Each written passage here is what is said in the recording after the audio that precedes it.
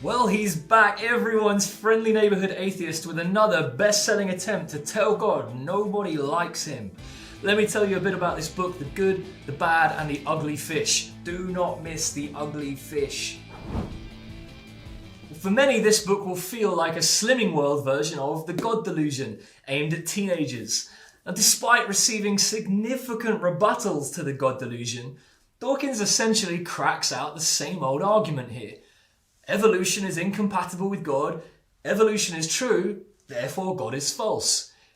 Admittedly, he adds some newish material on morality, which is good given that that is such an enigma in atheism. Can there be right and wrong in an accidental universe with no universal lawgiver? But rather than defending a position for atheism, Dawkins pretty much just bashes the Bible some more as the most evil book since Tom Riddle's diary hit Hogwarts. Which begs the question, evil according to who and on what basis?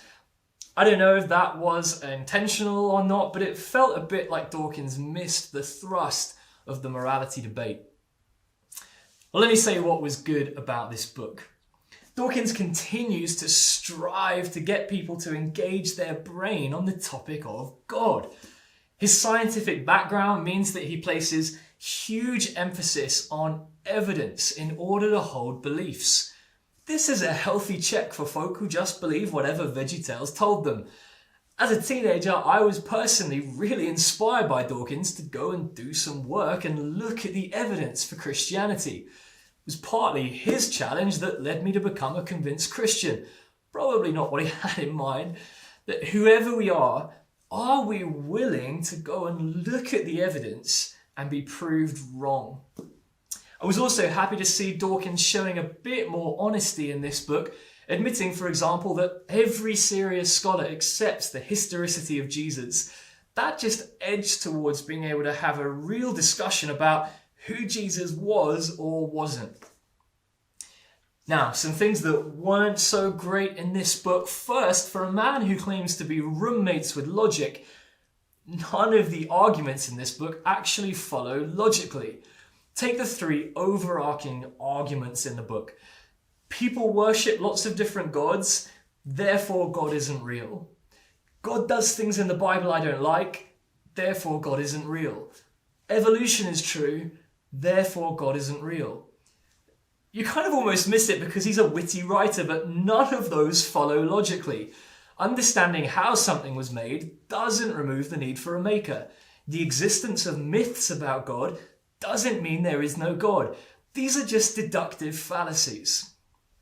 Second, you get the impression after all these years as the Brad Pitt of atheism that Dawkins still just riffs off his dull experience of school chapel and hasn't engaged meaningfully with anyone with a real faith. Most of his arguments about Abraham and others just fall flat simply because he burns this straw man caricature of God with a big nose, white beard who tortures puppies. And as we look at the fire, nobody really knows who's being roasted because the God Dawkins doesn't believe in is a God literally nobody believes in. Even atheist writer John Gray says this is directed against a small segment of religion and fails to understand even that small part. There really aren't any arguments here that haven't been dealt with satisfactorily a long time ago.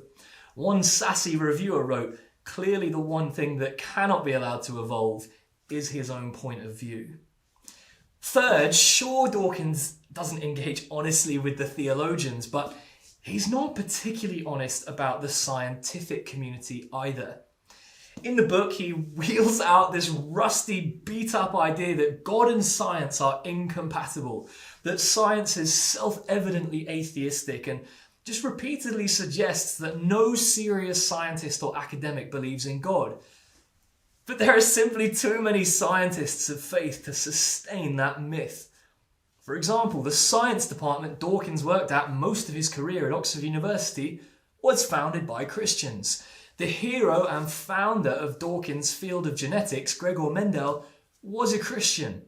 The current head of the National Institute of Health, the director of the Human Genome Project, Francis Collins, a living biologist far more eminent than Dawkins, is a Christian who's written books on science and God.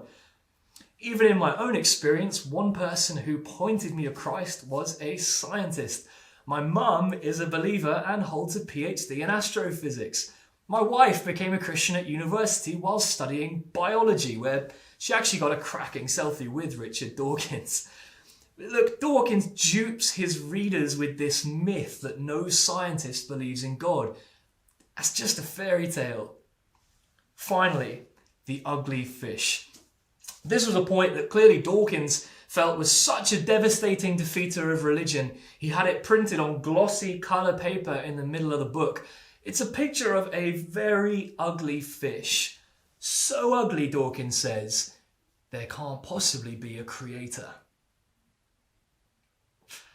I've thought that about some church websites in fairness, but it usually turns out someone did actually make them.